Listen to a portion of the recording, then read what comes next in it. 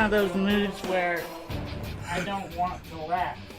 I know you're going to make me laugh and I'm going to do something, but I don't. Brad, you're always in that mood. I'm not always in that mood. You are always in that mood. Alright, so. Last time we got complaints from our good buddy Rob Goki that I crunched ice while I was talking one time. So I guess thanks to Rob, I'm going to just do this now. And also, I complained about spoilers, even though there weren't spoilers. Do we have to say this for the show? This is the show. Okay. But I was talking about stuff that's in the trailer that you could see from the trailer that made me not want to see the movie because I knew, why would you let yourself be in that situation? I'm not going to like. And then halfway through, you're talking about a quiet place. A quiet place. Yeah, they don't know that. Yeah. But well, first of all, that wasn't Rob. That was someone else. I don't know. We got like three people that listen to the show that I know of. There's more than 3 people. There's at least 4 or 5 people. Yeah, I keep saying I'm going to go back and listen to that. For those that are listening, we talked about, we were talking about Avengers, I think. Yeah.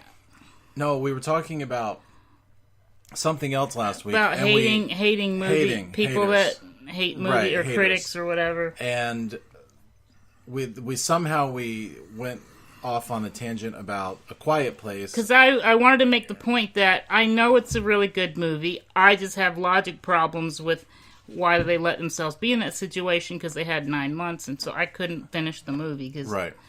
So you could have, but you chose to leave. Yeah, because it's You're just one of those dumb. You're one of those people that hangs up in the middle of a conversation or an argument. Oh, you're going to argue with me? I'm hanging up now, even though the thing the person says next might be the thing that solves the problem. You're just going to hang up. Because this shouldn't have been that problem anyway. But so I thought that because that everyone could tell that was in the trailer.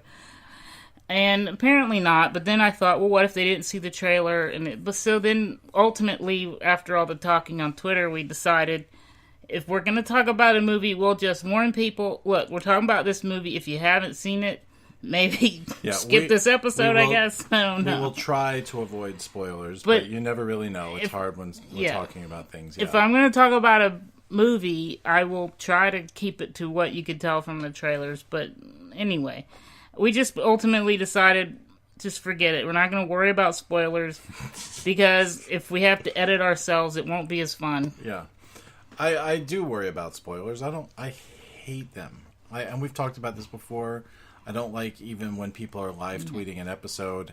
And again, I know Rob Goki, who listens to us, who's a friend of ours, the composer friend of ours, who also has like a fetish for tacos. He rags on me all the time for saying things like, I hate it when they live stream TV shows or when they live stream an event. He calls me old man, but I do. I don't want to see. It's not because I'm old. It's because I don't want to see anything that may accidentally reveal to me something. Like, even if they say, oh man, that third act twist. Now you're looking for something in the third act that you're just sitting there going, is this the twist? Is this the twist they were talking about? Am I missing something, or is this it? Oh, that was it. That's it. You just never know. You don't find as a writer that you, most of the time, once something happens, you already know where it's going to end up. I mean, it kind of... I start with spoilers when I watch anything because within the first 5 or 10 minutes... Those are just in your brain. Yeah. That's not somebody else spoiling you. I don't want to... I want to go see a movie and be swept away for a few minutes. It doesn't happen a lot, but not for a few minutes, for a couple of hours. I want to be swept away and I want to escape the whatever and be sucked into a world. But if I don't even read reviews before I go see a movie because I don't want that person's opinion of the movie to creep in there going, oh, this is what they were saying about so-and-so's performance. Yeah, I can see that. I'm sitting there analyzing the movie before I'm even really seeing it. But that's my problem with trailers. Most trailers ruin the movie for me before I see it because I can tell from beginning, middle, and end what the story arc's going to be and who's doing what just from the trailers. Yeah. Okay, before we get too far, let's say, hey, welcome to Movieisms. This is our... In a world where two men spoil movies. Spoil movies on accident. That's what my daughter used to say. They made a podcast called Movieisms. Movieisms, this is episode 3. We're going to be talking about a couple different things. Right now we're talking about how we may have accidentally spoiled something for somebody. Even though it was all in the trailers. Even though, according to Brad, it was all in the trailers. I don't even remember what we said. But it was something you said, apparently. Yeah. Yeah. So anyway, we're sorry. But yes, we are going to be talking about movies from time to time. If you haven't seen the movie we're talking about, we're going to pre-warn you. That's from now on, we'll say we're talking about this movie. If you haven't seen it, stop listening to the show forever, because yeah. I hate to tell people spoilers, because it'll be like, okay, I won't listen then. Yeah. And then they don't listen to that episode. Well, no, maybe they come back and listen when they've seen the movie. But you don't... Oh, okay, yeah. Yeah, because you don't... We don't have a way of fast forwarding to it. Yeah. But this episode, we're talking about our first... Well, no, I wanted to see... We saw Tully the last time we talked. We saw Tully. What did you think about that? Well, I was going to add... Didn't we have a theme for this, or not? We're just going with whatever. No, we're going to get to that in a minute. We're going to talk about our first movie memories. Yeah, you just kind of spoiled the flow of things, is all. Well, you spoiled it by saying, hey, by the way, here's the show, and then you said a couple of things, and you only named one. No, I don't spoil the show by introducing the show. You spoiled the show. We spoiled the podcast by revealing the we were talking about the twist. One thing that we're going to get. Yeah, you revealed the twist, Brad. We were going to lay that on you at the end. Okay, so that was... So what'd you think of Tully? I enjoyed it. As a non-parent. I thought it was very... it's our kind of movie. That's a spoiler. If you haven't seen Tully or plan on seeing it... Just don't listen.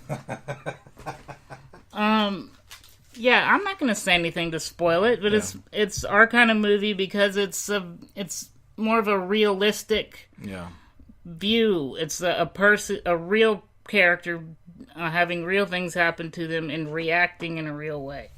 And it was also surprising because things that you think are happening and aren't necessarily happening.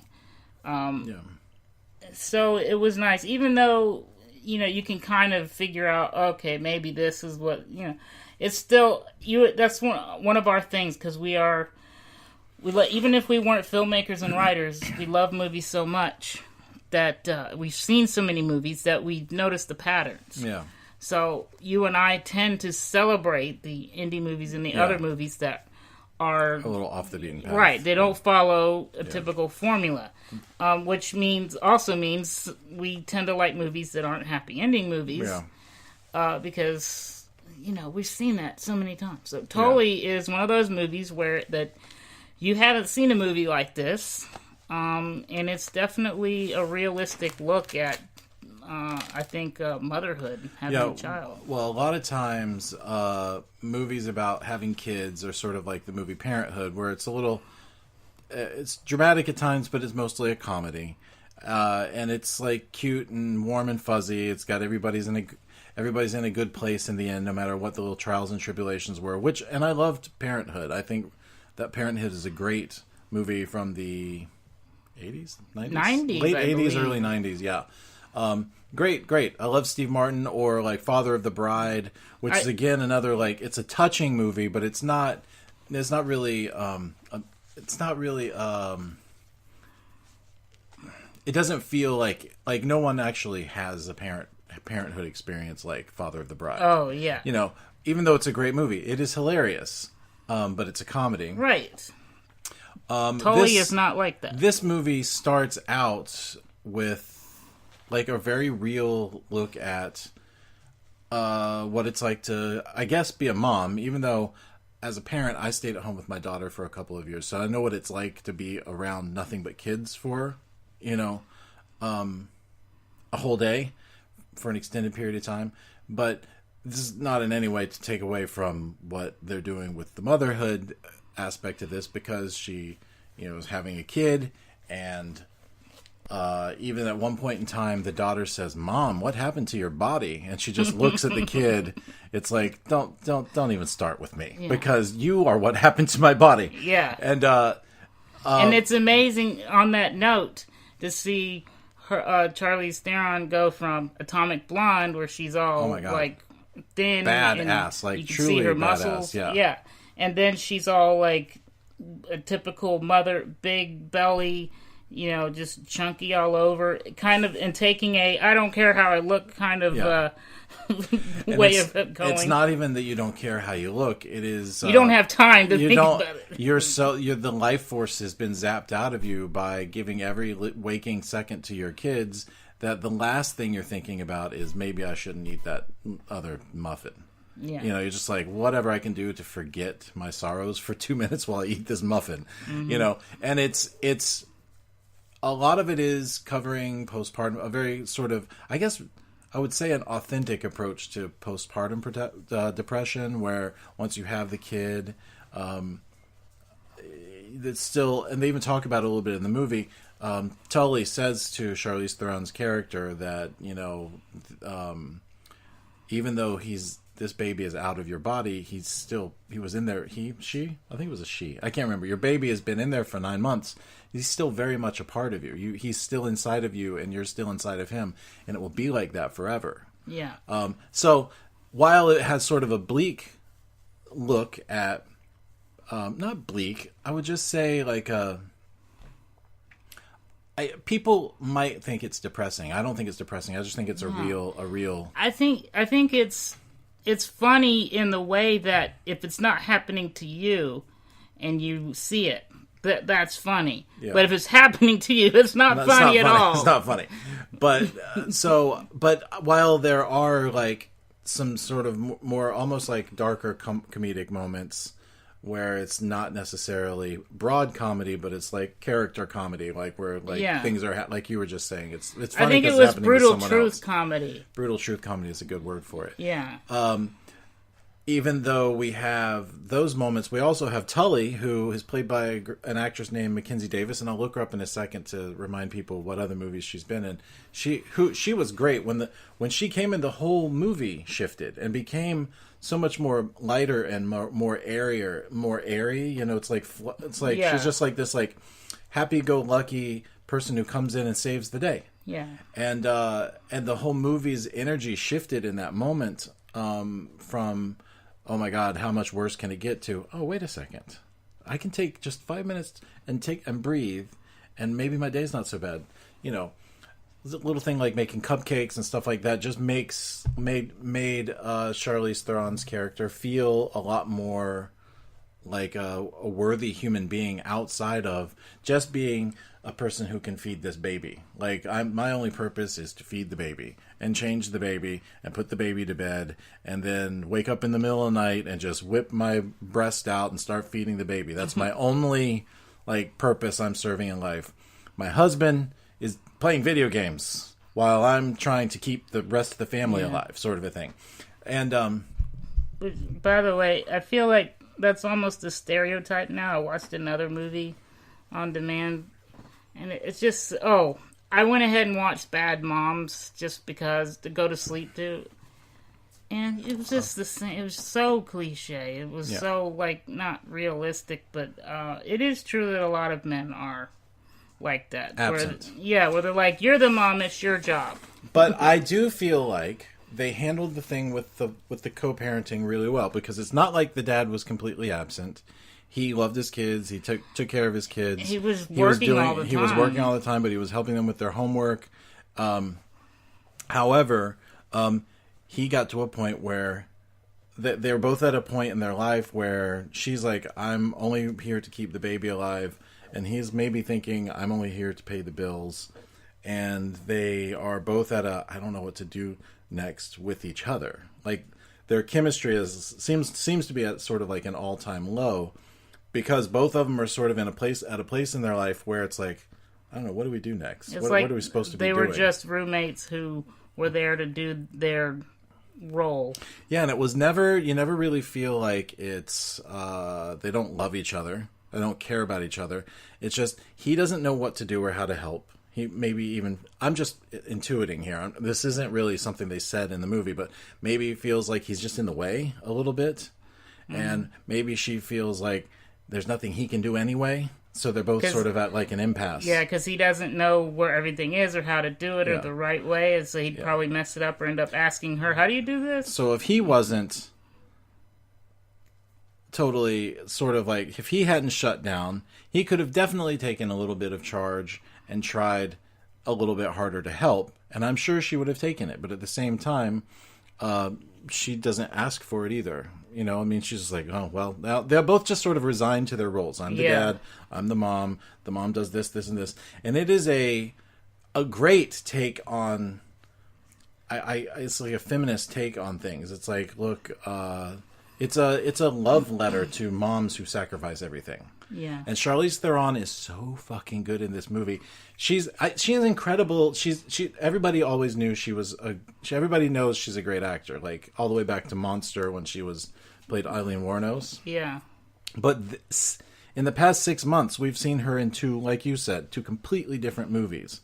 Atomic Blonde and now Tully. They're two completely different movies. One of them, she's a grumpy, badass, break your arm and not ever think twice about it. And then in this movie, she's like a worn out, sort of like a worn out blob, you know, like, oh, woe is me. Like, I've never seen her with a belly that big.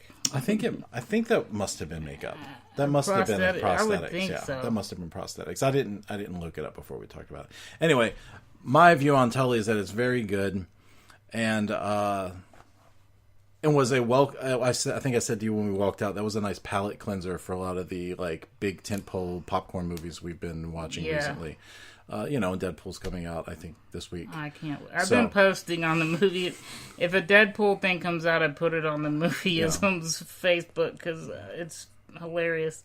And I love the whole meta thing and making fun of, like, I put up Honest trailers where they actually had Deadpool showed up in his own Honest trailer. It's just so... But what I love most about it is the nerd, because...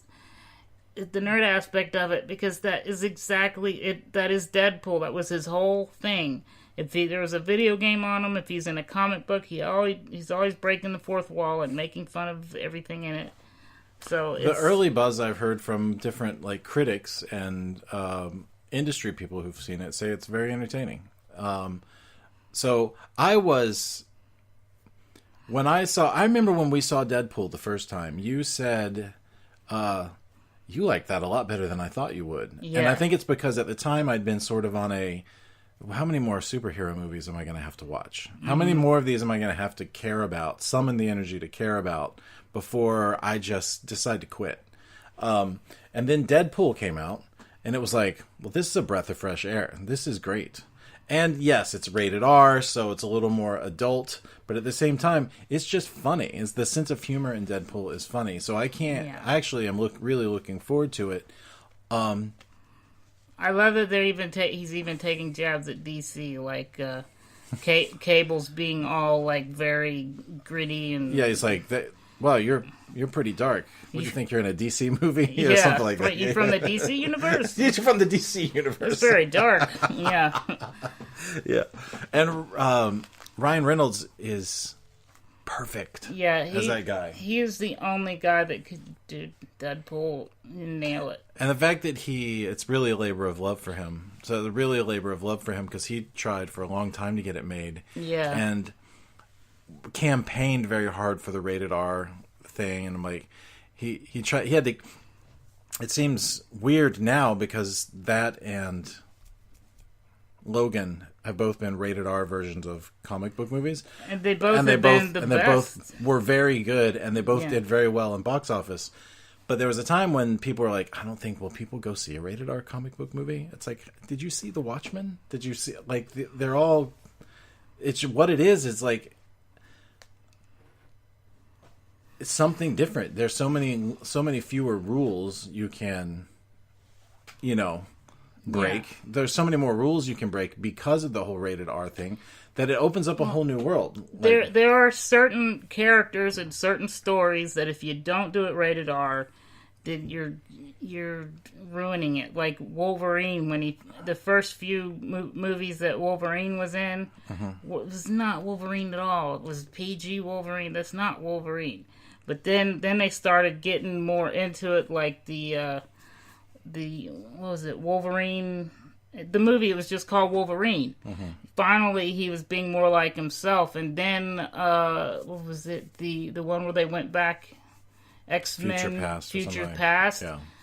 That was Weapon X, like Raw. He was cutting heads of everything. And that was what I remember reading in the comics. They've also reached a formula in the PG-13 action violence where they hit sort of a sweet spot for those movies where they've found the right formula for the violence they can do without showing the gore that makes it possible for him to actually go crazy like that.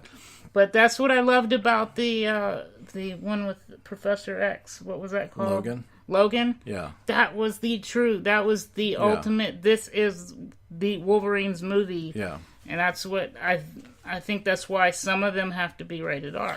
I'm glad that they've come to terms with that a little bit, because what it is variety. I don't insist on saying only rated R movies, but it's variety. Like you sit through enough, PG-13 like Marvel movies, and you're like, hey, did you ever realize that this is kind of the same movie, just with different superheroes inserted into the thing? And also, this guy's not going to die, and blah, blah, blah. Yeah. You see people die in these other movies. Yeah, and people actually bleed. Yeah. Like, nobody's bleeding in... Yeah, that was like watching G.I. Joe when I was a kid, where every time a plane blew up, somebody parachuted out just in time. And as a kid, I was like, that's not realistic. Someone should die. Well, somewhere along the way this past week, we started talking about like our first like movie memories, and I don't think we'd ever had that conversation before. I don't know how it came up or why, but I remember I was telling you the story about the first time I ever saw a movie. It came up because I saw on YouTube or Facebook or something people talking about their Star Wars memories, and and I was saying, dude, I don't know why, but I don't remember a lot of my childhood. It could be because divorce happened pretty early, and it was. I got news for you, Brad. You don't remember much of anything. You're not going to remember this conversation tomorrow. I just couldn't. That's not true. That's mostly true, Brad. I can't remember my childhood. Can we just sit on that for a moment? I don't know when anything happened, and I just have certain... But like I said, I couldn't... But I realized, I think that's because I was born in 1976, and I went on IMDb to make sure. Yeah.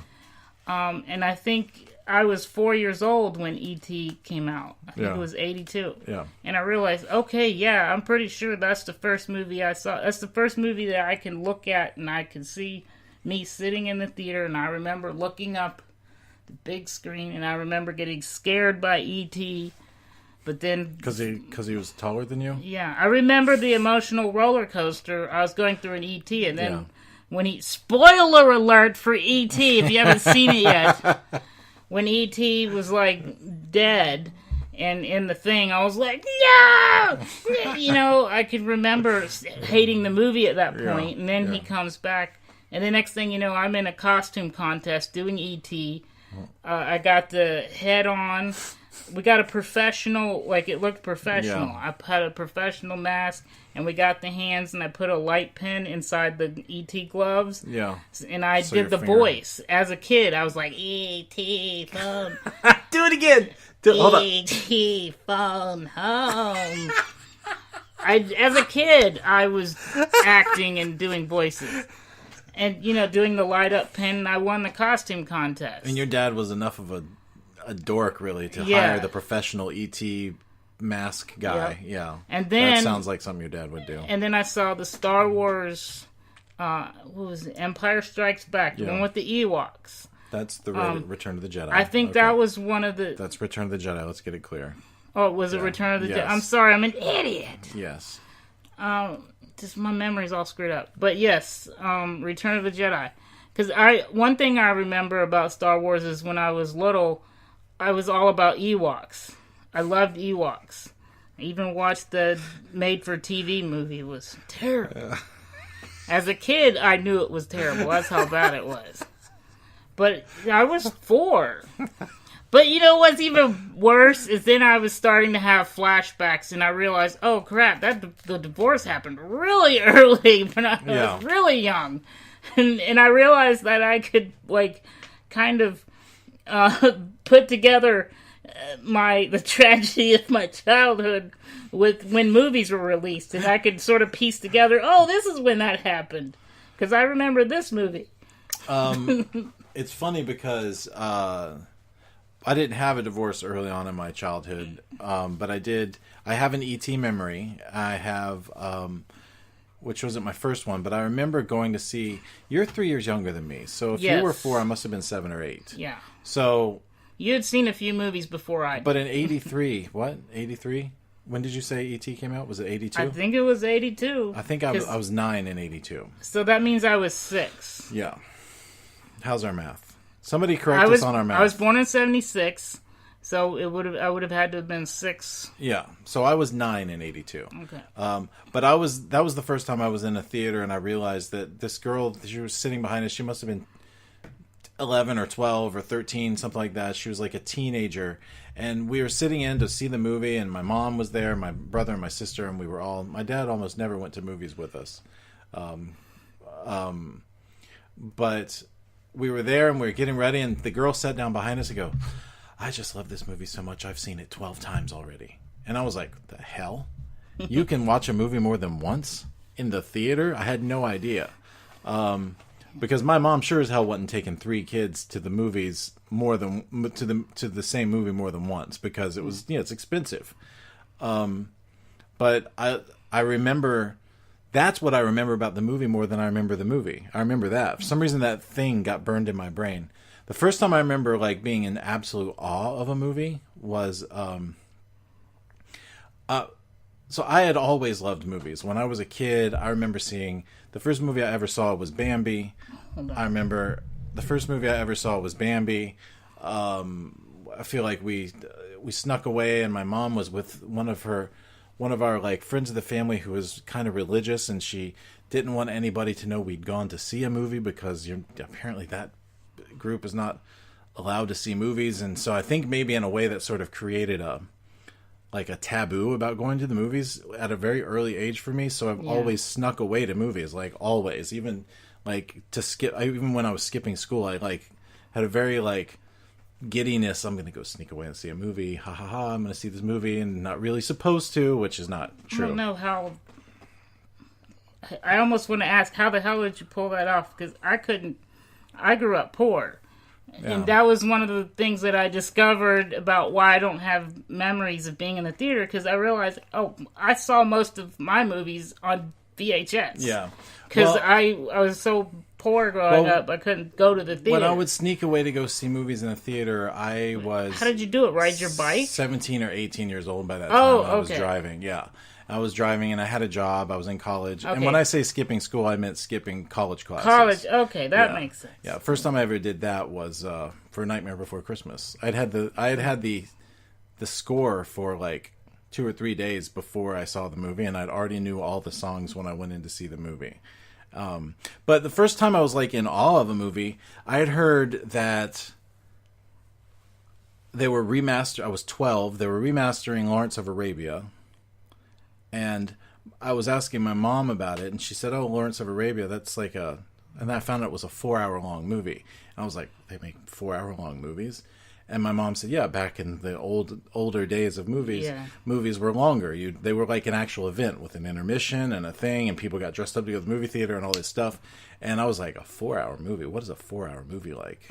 And I nagged my parents, and they took me to see it. They took me and my brother and my sister, and my dad was there this time. We were on vacation.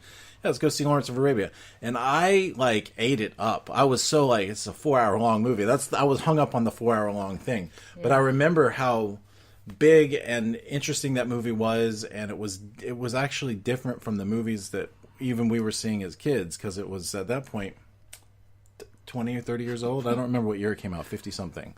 And it was the 80s, of course. And I loved it. I sat there and I watched every single frame. I was hypnotized by it. We had such different childhoods. Yeah, you were running around in a cat costume or a rat costume, though. Yeah. I mean, but when I was trying to figure out what my first movie must have been, the other movie that is very prominent in my head that it was in '82 that could have been the first movie, I don't know, but it was Twilight Zone. And that could be why I had so many nightmares when I was a kid. Mm-hmm. I remember the nightmares I had as a kid. Yeah, I could do movies about the nightmares I had. But dude, I was so scared of windows. Do you remember Twilight Zone? Yeah. It was the guy from Third Rock from the Sun. John Lithgow. You're talking about airplanes. John Lithgow. He was on an airplane. That shit was on the airplane crazy. With the gremlin on the wing. That scared the shit out of me when I saw it. Dude. Yeah. On the way home in the car, I was the window. I couldn't be, and then I was afraid of the window in my bedroom. So they said, okay, well, you could sleep on the couch. But then way up at the ceiling, there was a window thing up at the ceiling. And eventually my dad had to bring out a Bible and said, this will protect you, son. It didn't work. All I could think about was the gremlin coming up at the window going, and apparently I liked it because I've seen every scary movie since. Ghostbusters, which I think was 83, 84. We have to do an episode on this. Like, what is it about people where they like to be scared? I got addicted. There's something about it, and like kids, and I think it makes you brave because once you realize, oh, that's not real, and you live through reality not having that happen, then you're like, okay, this is actually fun to defeat my fears and face them. Let me see. Did you ever see a movie in a drive-thru? Drive-in? Not a drive-thru, a drive-in? Maybe. I saw Temple of Doom in a drive-thru. Drive-in, I keep wanting to call it a drive-thru. No wonder you're a cinephile, because you had more of a film, like a movie experience. I was obsessed with them at a young age. Like it sounds like you were too, but I was like in love with them. I think you're the only one that has, like you and maybe Steven Spielberg and some of these other people have these elaborate, magnificent stories of, I had to see this amazing. When I was a kid, there's no way I'm going to watch Lawrence of Arabia. I want to see something fun. Lawrence of Arabia is fun. That is brilliant filmmaking. You have got to see that movie. Have you seen it? I've never seen it. Well, even as an adult, I'm thinking, it's probably going to be boring. Watch it. It is a great movie. If you can sit through Lord of the Rings, you can sit through Lawrence of Arabia. Okay.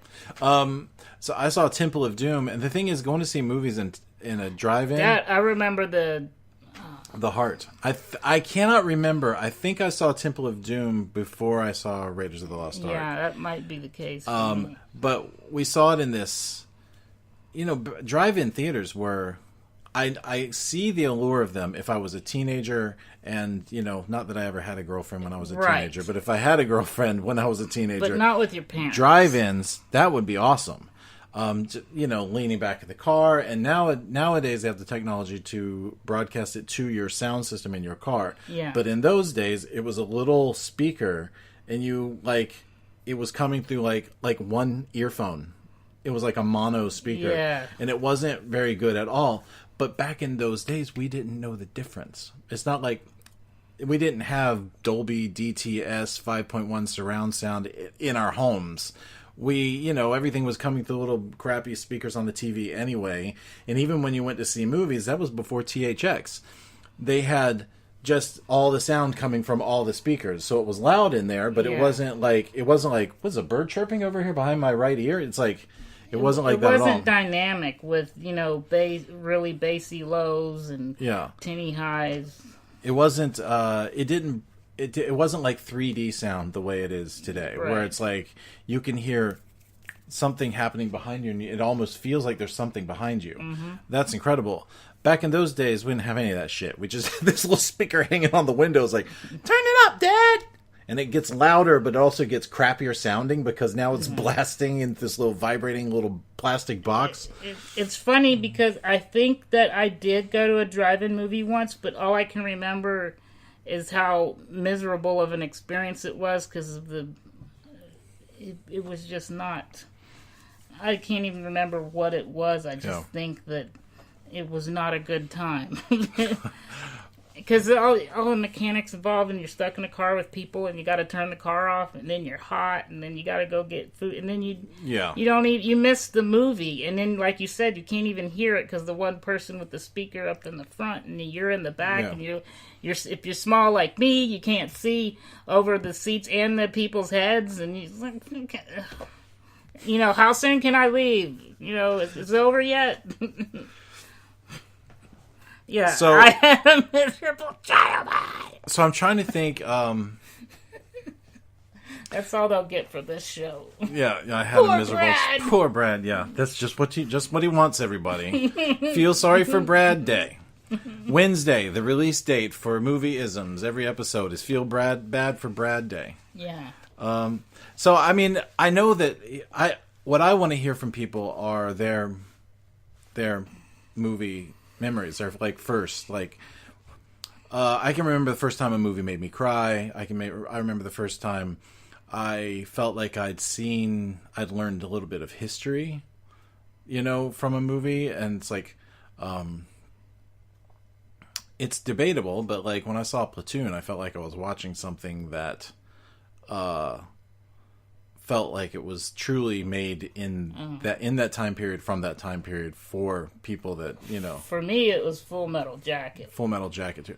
I'm gonna rip out your eyes and skull f you. Skull fuck you. Yeah. I was trying to bleep myself. Yeah. But I was quoting it as a kid. I was like, oh, skull fuck you. It was awesome. So that's kind of it. Like, what I want? But like I said, I want to hear other people's when we post this first episode, movie memories. We'll put it on there. Like, what are your first movie memories? Yeah, what are your first movie memories? I want to hear about them because it's weird how a lot of times I don't remember Temple of Doom when I saw it in the drive-in. I can't call it drive-through. I remember the moment of seeing it in the drive-in, like the speaker. I was in the way back of the car. I was watching the movie, and I'd never seen something that big before. I mean, drive-ins were huge. They're like bigger than IMAX because they were like these 60, 70 foot tall like screens, like reflector things, and it was huge. They were huge. So I remember that more than I remember the movie. I had to go back and rewatch the movie, when I was a little older after DVDs came out and stuff, to really know that I'd seen it. But of course, I still, like, when I went back and watched Raiders of the Lost Ark, it was clearly my favorite movie out of those. I can remember the first movie that I saw boobies. Is after the divorce, and I was sort of kidnapped, but at this point, my dad was allowed to see me. And he picked me up and took me to a movie. And apparently the only movie he could get tickets for to see with me was a movie called Teachers with Nick Nolte, where towards the end of the movie, one of the female teachers strips all her clothes off and runs down the hallway of the school. And my dad tried to put his hand over my face, but I peeked through the creases so that I could see my first big screen movies. And then we made it home, and apparently I didn't realize that was a secret that I wasn't supposed to tell my mom. Mm-hmm. And I saw a commercial for it on the TV, and I said, "Oh, that's the movie we saw." And my mom went nuts. "You took him to see a rated R movie?" Oh, man. And I thought that I just ruined my chance to see my dad. And today, and to this... That's how I remember movies, because I never got to go see. So when I did see one, I remember the whole thing. Yeah. To this day, you're still paranoid about your family and rated R movies because you were worried about our movie when we released it. Everybody. Oh yeah. He was so paranoid that his family was going to see our movie. I was worried. I haven't promoted our show or our Facebook thing yet because I was worried about the cussing, and then especially last week's episode talking about A Quiet Place, where I was saying hypothetically a certain thing that I don't necessarily support, but in that situation, if everyone's life is on the line, maybe you can consider it. You mean the coat hanger abortion? Yes. Let's talk about it. That was hypothetically. That was hypothetical. So I was waiting till this episode came out. And then I was going to say, hey, everybody that knows me, I'm doing this podcast. Yeah, so maybe Families are hard. Families are hard. I only in the last couple... I mean, talk about filmmaking for a minute. I only in the last couple of movies that I've made, with and without you, have I come to terms with, saying it doesn't matter to me. It can't matter to me what my family thinks or what you're. You'll never be great if you're always thinking about what people will think about you. Yeah. To me, you sit down. What any good story, like Quentin Tarantino, he sits down and he says, "Yes, I know Hitler died by suicide in World War II, but what if he died when they burned down this movie theater in Inglourious Bastards? He just totally reinvented history." And it's a thoroughly entertaining movie because of it. Because you don't expect at all for Hitler to die in Inglourious Bastards. That's what makes it work. That's what makes it because you're like, he's not going to die. And then you're wait a minute, he didn't die. Well, he died? Oh, crap. Yeah, it's totally cool. So you can't be thinking about that stuff. And when I'm watching a movie where I could tell they're more concerned with what the audience might want than they are with telling a story that hasn't been told before. Yeah. That's when I start to doze off, like mentally. Like I'm like, okay, this is where this is going to happen. This is going to happen. Yeah. Oh, they meet and they don't like each other. How very like When Harry Met Sally. My big thing is anytime someone, if it's a movie where someone might die or there's a war going on or whatever, anytime somebody says, "Oh, I can't wait to get home to my wife. We're gonna get married," or "Here's my kid," dead. I'm like, "Oh, he's dead." And I realized I had to stop saying that out loud because my family ended up not wanting to watch movies with me because I would mostly be right. Yeah. Well, that's our conversation for this week. We would like to say lastly, if you are enjoying our podcast, could you please just thank you kindly, head over to iTunes and give us a 5-star review. It really does help us, especially for a new podcast, to get reviews. I really don't like asking for reviews, but it's one of the only ways we're going to become more visible in iTunes so that more people can listen. So that more people even know we exist. So we would really appreciate that if you could do that. Also, if you want to follow us on Twitter or Instagram, I'm Becca Meyer. He's Balding Ewok in both places. But we have on Facebook and Twitter, we have Movieisms. It's at Movieisms for Twitter and just Facebook.com. Facebook is Facebook.com/Movieisms, and we're having. Twitter is Facebook or what is it? Movieisms_pod. Yeah. Okay. Right. And Instagram also is Movieisms, but Facebook is where we're having some pretty fun discussions. We're talking with people on a daily basis there. And just on Monday, this show's coming out on Wednesday, but on Monday we started something that we're calling Movieisms Monday, where it's like a little hashtag game or movie quotes game. Anyway, we'd love for people to drop in and like share their love of movies with us. So that's it. If you want to send us an email, it's movieisms@gmail.com. Again, Twitter is Becca Meyer, Balding Ewok, and you can find us on Movieisms for Instagram. Facebook is facebook.com/Movieisms. Come over there and join us. We're having fun talking to people. It's great. It's good to actually see people to interact with. It's been fun, actually. Alrighty then. Alright, see you next time. This is really the end. I'm waving, but you can't see it.